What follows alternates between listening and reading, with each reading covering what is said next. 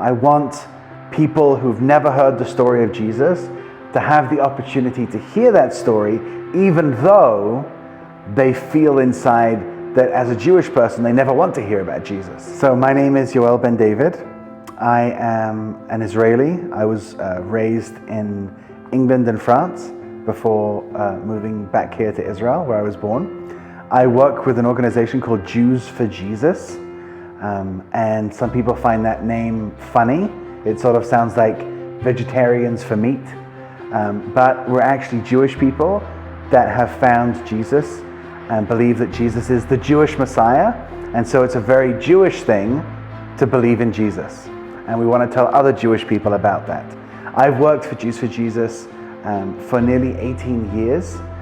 I've worked in many different places in San Francisco and New York, in London and here in Israel. And about a year and a half ago, my wife and I moved from Tel Aviv to Jerusalem to help start the Jerusalem work for Jews for Jesus. So Jews for Jesus started in 1973. The goal has always been to make sure that Jewish people at least have the opportunity to hear about who Jesus is.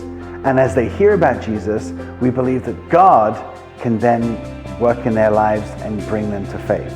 Because we believe God brings people to faith, not people. So I can't actually argue somebody into believing in Jesus.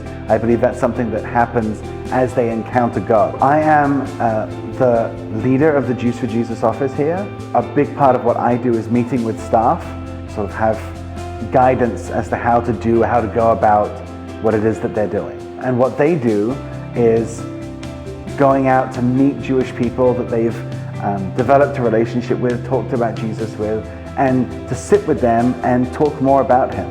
And in some cases, they lead people to faith, and so begin a series of Bible studies with them in order to help them grow in their faith and come to a place that they understand, okay, what does it mean to be a believer in Jesus? Why do I believe in it? We approach Jewish people the way that you would approach anyone, which is that we are people, members of the community of Jerusalem, and we want to be here in order to create a positive impact. So we've done that in many different ways. We helped start a community center recently where people can come and find a place to work. So we try to involve ourselves with other activists, people who are trying to create maybe a more environmentally sound city, people who are involved in art. My wife is a potter, and so she will teach ceramics. We believe that the whole community will be bettered by an understanding of who Jesus is. But that often has to come about